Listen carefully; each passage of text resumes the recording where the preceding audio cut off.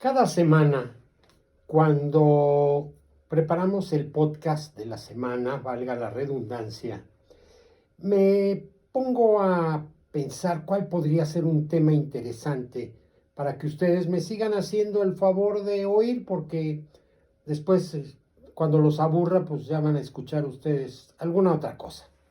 Pero fíjense que el otro día sucedió algo y me dio un tema para hoy. Teníamos una reunión porque cada semana nos reunimos amigos, compañeros todavía de la escuela y jugamos algo que se llama dominó, pero es por computadora. Nos reunimos 4 y jugamos. El lunes yo no sabía si se iban a reunir los 4, mejor dicho, nos íbamos a reunir los 4, y a uno de ellos, que es quien tiene la organización prácticamente de esto, le pregunté, ¿va a haber dominó? Y simplemente me contestó, sí. ¿Sí qué? Y aquí viene la pregunta de cuando hablamos o cuando leemos. A mí me escribió sí, pero el sí puede ser un sí condicional. Sí, sí nos vamos a reunir, o sí llegan los demás. Y entonces empecé a pensar cómo lo reconocemos. Y me encontré una palabrita muy interesante. Se llama acento. Si sí le ponemos acento, es afirmativo, no hubiera yo tenido ni la menor duda que sí hay reunión. Y cuando no, entonces puede ser condicional.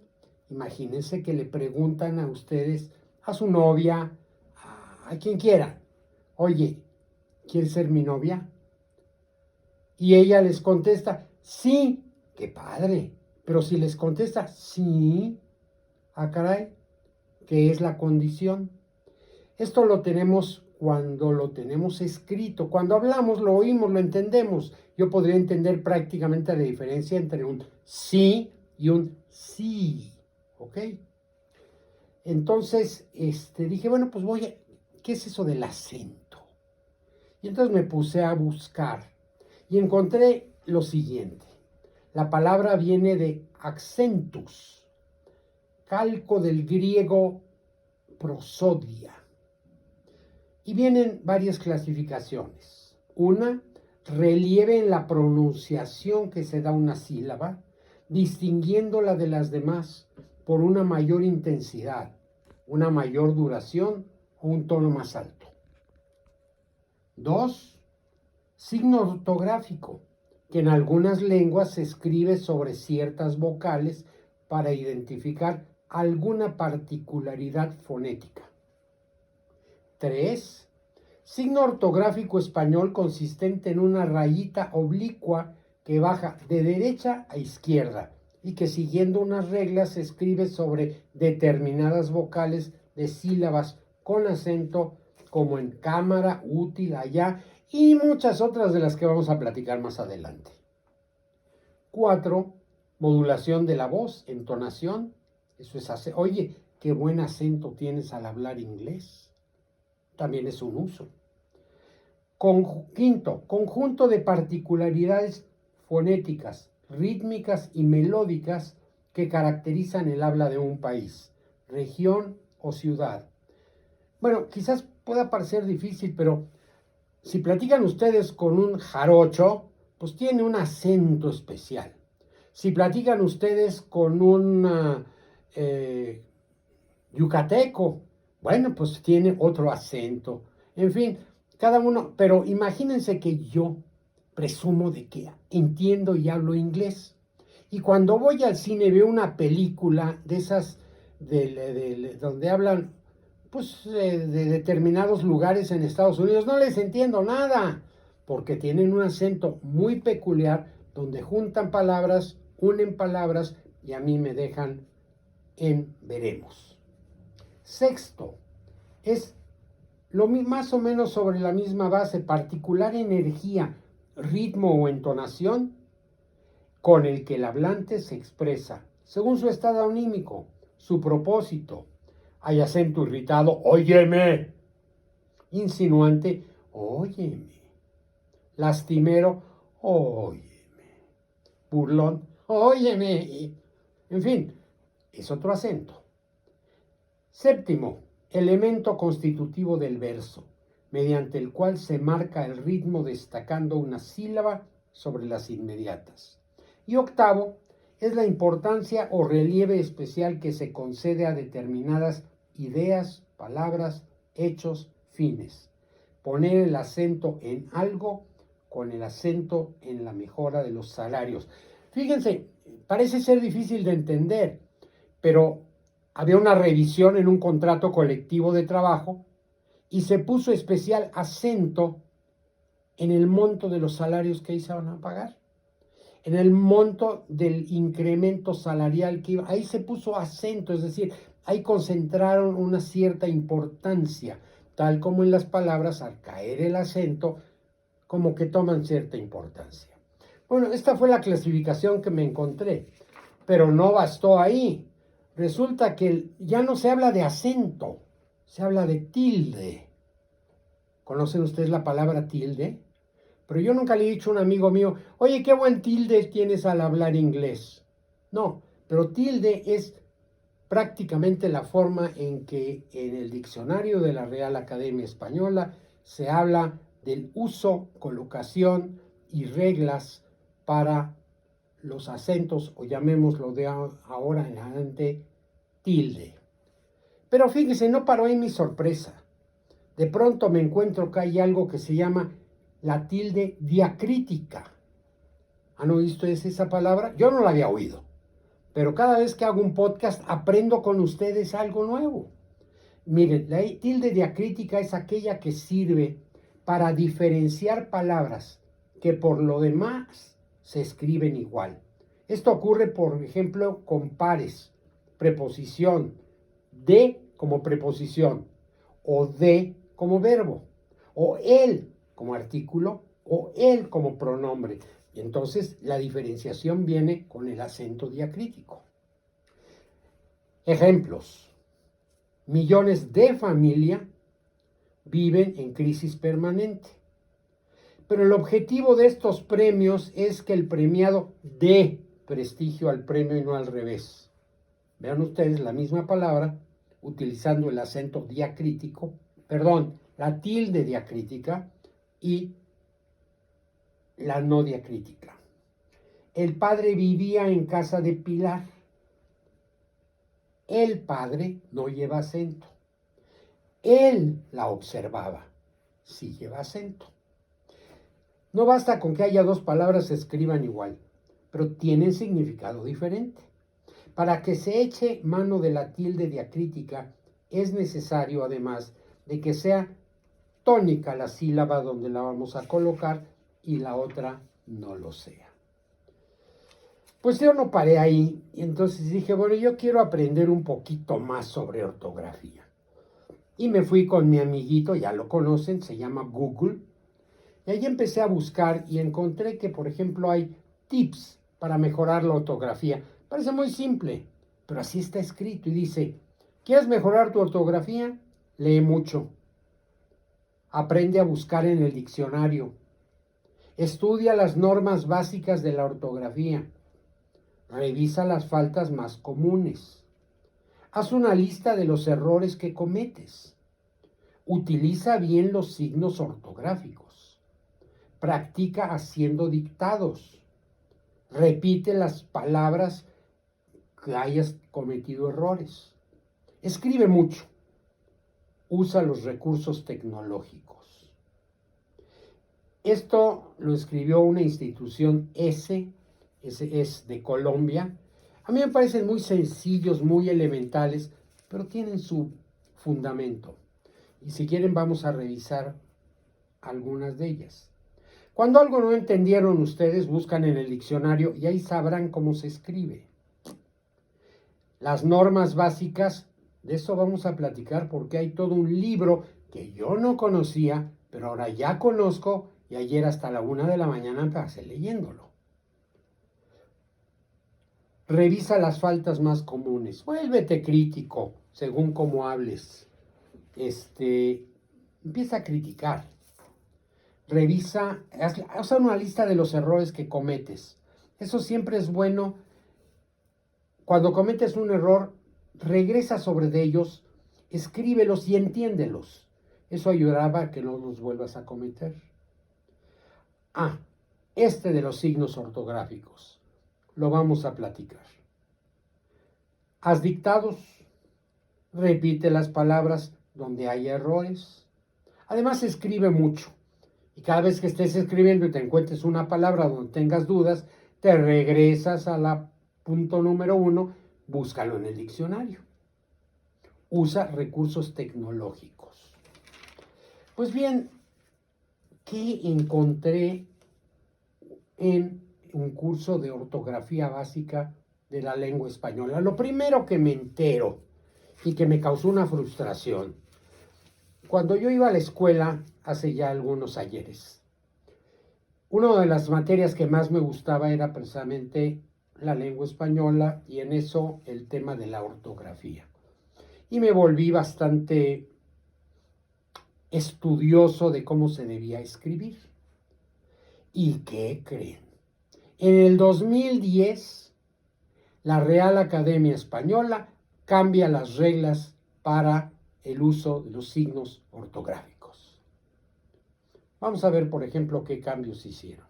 Y miren que ahora estoy arrepentido y debería yo buscar a aquellos que critiqué por escribir mal la ortografía y ahora resulta pues que ya no los debía yo haber criticado. Pero aquí no puedo aplicar aquella frase de una película que dice, haz al tiempo que vuelva. Pues no va a volver. Y yo no creo tampoco encontrarme a las personas que alguna vez les recriminé que estaban escribiendo con faltas de ortografía. Miren, el primero que vi dice uso de la tilde, que es una representación gráfica del acento.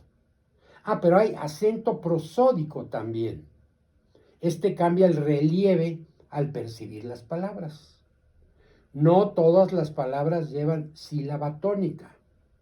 Y esto se divide en hay función prosódica, función diacrítica. Hay palabras iguales con función diferente. Él lo sabe.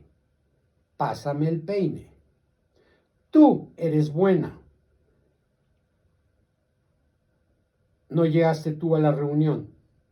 Sé buena persona. Él se comió toda la comida. Entonces, verán ustedes las distintas aplicaciones de una misma palabra y ahí lo único que nos defendería para leer adecuadamente es el acento o la tilde. Miren, ¿nunca habías escuchado la palabra cómo la pronuncias y cómo la escribes? Cuando estamos hablando parece que no hay problema. Si cometo un error, válgame la broma, con los acentos al hablar, pues difícilmente te vas a dar cuenta y me vas a criticar y me vas a entender. Sobre todo cuando le doy yo el tono adecuado. Imagínense, si vas al cine conmigo, es una cosa. Si vas al cine conmigo, es otra. Ya cambió la entonación. Pero para darles entonación y si yo lo estoy leyendo, tengo que tener las indicaciones adecuadas. Miren, todas las palabras llevan una sílaba tónica. Hay una función prosódica y hay una función diacrítica. Las palabras iguales, tal como decían, según la función que tengan. No llevan acento las palabras monosílabos, es decir, las que son una sola sílaba cuando se habla, excepto cuando llevan tilde diacrítico. No llevan acento las que terminan en ye, como rey, convoy. Y valga la pena que les diga que también los cambios del 2010 dijeron que ya no hay Y, ahora es ye. Y tampoco hay doble L, no hay Y, es doble L. Y tampoco hay che, es C y H. Ya en lugar de 28, imagínense, ya nomás tenemos 27 letras en el alfabeto. Y así están las modificaciones del 2010. Y me pregunto, ¿cuántos de nosotros sabemos de este tema? Ustedes, ojalá y ya lo hayan conocido. Así me van a poder criticar. Hay otra palabrita por ahí, hiato, con H. Cuando dos vocales en una palabra se pertenecen a sí mismo a dos sílabas diferentes, entonces sí se acentúan. Por ejemplo, serías, serías. Están las dos vocales y se tienen que separar y se utiliza no sé por qué tengo la cosa de decirle acento cuando le tengo que decir tilde. Por ejemplo, serías, aún, y aún a veces sí y a veces no, porque cuando se refiere a todavía, sí se acentúa. Y cuando se refiere a ni siquiera, no se acentúa. Imagínense todo lo que fui encontrando y espero poderles dar a ustedes la inquietud que se pongan a revisar cómo escriben y cómo leen y cómo se comunican. Para eso son estos podcasts, para sembrarles una inquietud. Recuerden cómo terminamos siempre, ¿verdad? A ver qué harían. Signos ortográficos. Hay muchos. Voy a entrar con ellos un poco más adelante. Hay sílabas donde hay letras átonas y no la hay en el par son, sonido agradable. Por ejemplo, mis amigos son a todo dar, no lleva acento. El son de la negra no lleva acento. Pero en el caso de los sustantivos, uno puede tenerlo y otro no. Hay algo que mencionaron en el texto que se llama La Martiniana, yo no conozco, es un son mixteco, un poema hermoso. Y también pueden ustedes decir que no lleva acento. Estas novelas son fáciles de leer, no lleva acento. Por lo tanto, la ortografía de la lengua española del 2010 eliminó dos casos tradicionales de tilde diacrítica, la de los pronombres demostrativos y la del adverbio solo. ¿Saben ustedes cuáles son los demostrativos? Esos, aquellos y similares. Y la más interesante, la del adverbio solo. Les juro que yo siempre tenía metido en mi cabeza decir solo cuando sustituya solamente lleva acento. Y cuando no sustituye, no lleva acento. Por ejemplo, yo estaba solo, no lleva acento. Solo estaba yo, sí lleva acento. Así era. Pero ¿qué creen? Ya cambió. La tilde aquí no diferencia una palabra tónica de otra átona, por los dos miembros del par eran tónicos. Posiblemente el de la tilde diacrítica haya sido uno de los ámbitos que más se han visto afectados por las reformas de esta última edición del 2010 de la ortografía académica, puesto que también se ha eliminado lo que según las reglas antiguas se colocaba sobre la conjunción o cuando iba entre cifras. Yo me acuerdo haber escrito que escribía yo son 12 o 14 y en la O, para que no pudiese confundirse con un 0, le ponía yo un acento. Pues ahora no, ahora la O ya no lleva acento o tilde, como ustedes gusten llamarle. Después de estas reformas, la tilde diacrítica está reducida a 3 ámbitos. Y déjenme ponerle algunos ejemplos que son 8 pares de monosílabos. Estos enlaces vienen explicados. Por ejemplo, mi y mi, pronombre personal frente al posesivo. Esta es mi casa, ¿sí? Pero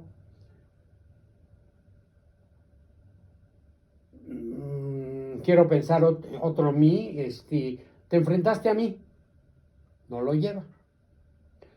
Tú, pronombre personal, tú eres a todo dar, pero tú, primo, no lo es. Él, pronombre personal frente a determinante, él me pegó. Nos peleamos por el plato. El plato no lo lleva, él sí lo lleva. Sí, pronombre personal o afirmación frente a conjunción. Con esta empezó todo mi problema para este podcast. Sí, afirmativo, sí, condicional. Y de esto ya platicamos en algún otro podcast para poder entender estas cosas. Recuerden que hay una diferencia. Una cosa es cómo hablamos y otra cosa es cuando estamos leyendo y cuando estamos escribiendo para que alguien lo lea y lo entienda en el sentido que lo quiero decir. Esta es una cuestión muy importante para tomar en cuenta. Hay un verbo y hay una proposición. Que me dé la hora, por favor, de su reloj. Sé es un verbo frente a un pronombre personal.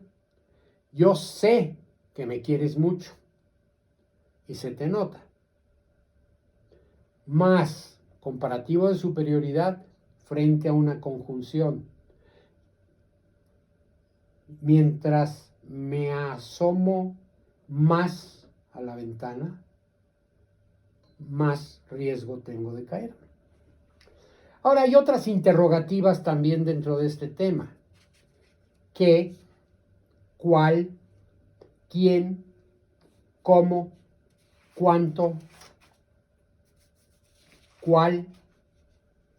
¿Cuándo? ¿Y dónde? Y ahora viene uno muy interesante, que es el adverbio aún. ¿Le ponen ustedes acento o no le ponen ustedes acento? Perdón, tilde. Vamos a hablar bien. Aunque nunca, vuelvo a decir, nunca le he dicho a alguien, oye, tienes muy buen tilde al hablar inglés. No. O le digo, tienes buen acento, o le digo, no sé qué le digo, ¿verdad? Bueno, para terminar, hay ejercicios sobre la palabra aún y la vamos a ver más adelante. Hay que aclarar que cuando no hay posibilidad de confusión porque no existe otra palabra homógrafa, homo, similar, grafos, escrito, tampoco es necesario la tilde diacrítica. Esto ocurre con el pronombre ti.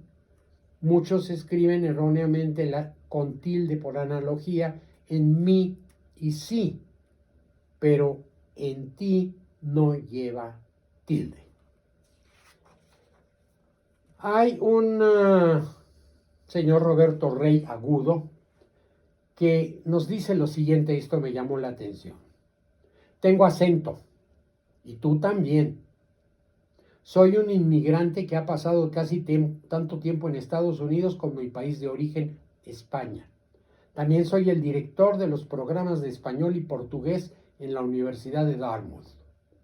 Estos dos factores explican, aunque solo parcialmente, por qué siento una debilidad especial por el programa Los Americanos.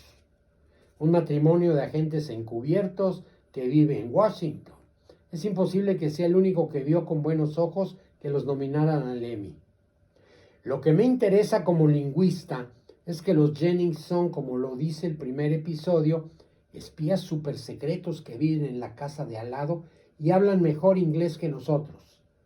Ni siquiera su vecino, un agente del FBI que trabaja en el área de contraespionaje, sospecha nada. Por la vida que llevo inmerso a profundidad en el trabajo de enseñar y aprender otro idioma, fue divertido ver una serie en la cual la capacidad para hablar una segunda lengua de los personajes principales era tan crucial para la trama. Sin embargo, la premisa de que se puede hablar otro idioma sin acento es equivocada. En realidad, no es posible. Volver un fetiche ciertos acentos y menospreciar otros puede generar una verdadera discriminación al momento de presentarse pues aquí dice entrevistas laborales, pero vayan ustedes a la frontera y pues nosotros tenemos la forma de llamarles pochos, ¿no? Y tienen un acento especial. Mira, voy para atrás, porque viene del inglés coming back. Entonces son modismos aplicables según lo de las personas. En un momento, muchos de los residentes en Estados Unidos que nacieron en el extranjero están en su punto más alto desde hace un siglo. En la distinción entre nativo y no nativo, pues ya es menos importante cada vez. Y hay que recordar una y otra vez, todo mundo tiene acento al hablar. Recuerden, no hablo de tildes, hablo de acento. Y así nos sigue diciendo este maestro para recalcar la importancia de entender que todos tenemos un acento, una forma de hablar y que tenemos que actuar en conclusión. Ahora, hoy a mediodía que estaba platicando con mi esposa, me di cuenta de algo. Cuando ustedes en inglés tienen que hacer una pregunta, el signo de interrogación va al final. En español siempre lo ponemos al principio y al final. ¿Cómo sabe el que habla o escribe que es una pregunta? Cambian el orden de las palabras. Are you happy? Llevaría interrogación. You are happy no lleva interrogación. Entonces, por la colocación, perdón, por la colocación de las palabras es donde le dan la instrucción a quien está hablando, porque cuando leen es menos importante. Cuando hablan, para que si están leyendo un texto, le pueden decir, aquí viene un acento o un modo de decir las cosas diferente en forma de pregunta. Bien, pues vamos a platicar un poquito de los signos ortográficos. Hablamos ya de la diéresis y podemos hablar también, digo, de la tilde, y podemos hablar de la diéresis. ¿Recuerdan esos dos puntitos que van arriba de la U y que a veces se colocan y a veces no, porque tienen que ir antes de la E o de la I, la U? Bueno, también tienen sus reglas. La coma. Y la coma es algo que también me inspiró para este podcast. Fíjense que trabajaba conmigo un ingeniero de origen español, muy culto, había leído varias veces, me decía que por lo menos 3, El Quijote, que es la obra maestra de la literatura española. Y hay una frase donde el Quijote le dice a Sancho Panza, mira Sancho, suerte te dé Dios, que el saber nada te importe. Ah, caray, ¿conocen la frase? Esto parece interpretarse como que con que tengas suerte ya no te preocupes de la sabiduría o del conocimiento del estudio. Pero se les olvida que va una coma y la frase se escucha, suerte te dé Dios, que el saber nada, coma, te importe. Cambia totalmente el sentido. Significa que aunque tengas suerte, persigue el conocimiento. ¿Qué importancia puede tener una coma, así tan chiquita como está? La coma es un signo de puntuación que delimita unidades lingüísticas menores al enunciado. Se escribe pegada a la palabra que la precede y separada por un espacio de la palabra o signo que le sigue. En algunos casos, la posición de la coma en determinado lugar puede depender del gusto o de la intención del que escribe, del contexto o de la complejidad del enunciado. En este caso, la posición de la coma no produce cambios sintácticos o semánticos, solo afecta el enfoque que se le da al mensaje, a los matices que le quiere dar o a la claridad del mensaje. Por ejemplo, una coma opcional. Si llueve, a veces salimos a buscar setas. Bueno, la primer coma sí, pero a veces coma, salimos a buscar setas, se pronunciaría, si llueve, a veces salimos a buscar setas. Y es opcional en el sentido que le queramos decir a la frase. Íbamos a ir juntos al cine, pero, coma, al final, coma, no nos pusimos de acuerdo. Hay quien lo leería, íbamos a ir juntos al cine, pero al final no nos pusimos de acuerdo. A las 8 de la mañana, coma, hago deporte. La ortografía de la lengua española en el 2010 establece que el uso de la coma debe ser racional y equilibrado, pues el exceso de comas en la escritura produce un estilo de redacción trabado, lo que entorpece la legibilidad del texto. Una coma obligatoria o distintiva.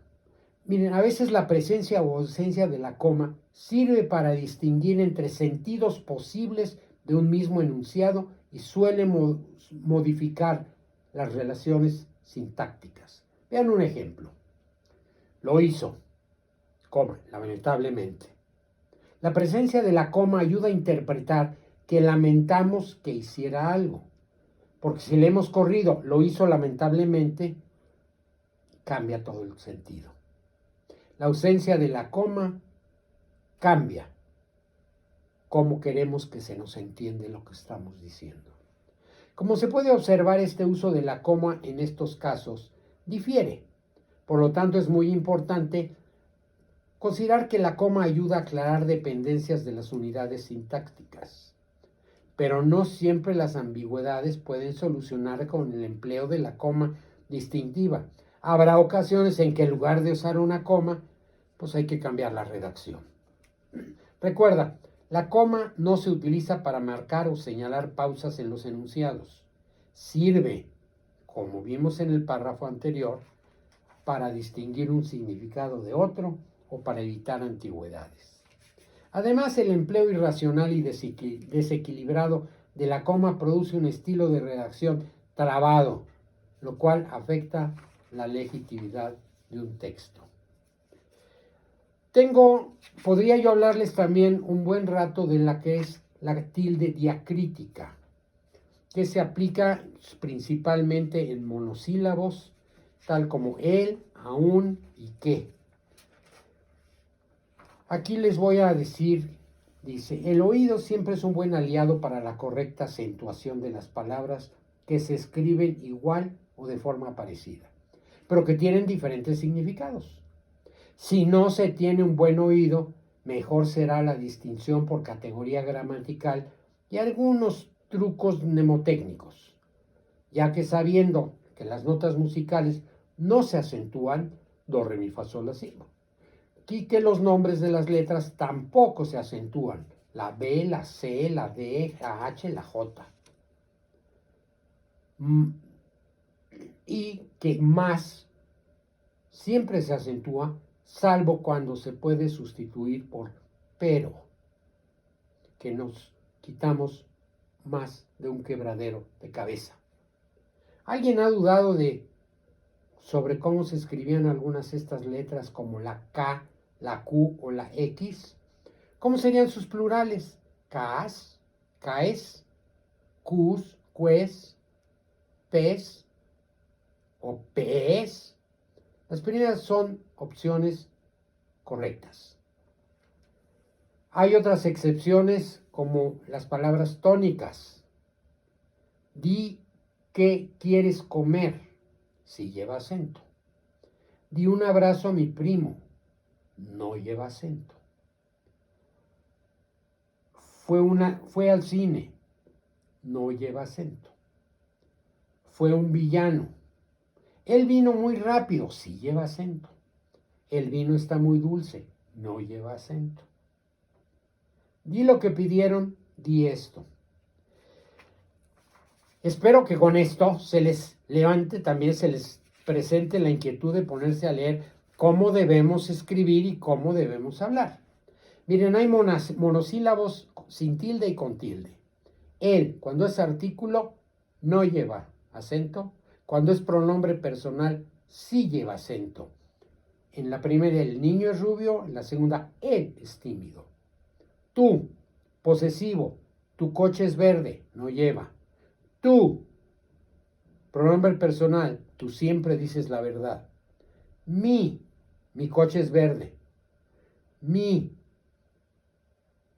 Para mí son las fresas. Te, pronombre personal, te dije la verdad, no lleva acento. Te, tomamos el té a las 5, sí lleva acento. Más, y como esto están, sí, de, se y aún. Señores, espero que en las próximas semanas se busquen ustedes un libro sobre la ortografía, porque a mí sí me despertó mucha inquietud. Y miren, ya no tenemos tiempo, pero imagínense que existe, ya les mencionaba yo la tilde y la diéresis. Existe el guión. ¿Saben cómo usar un guión? La barra. ¿Saben cómo usar una barra separadora?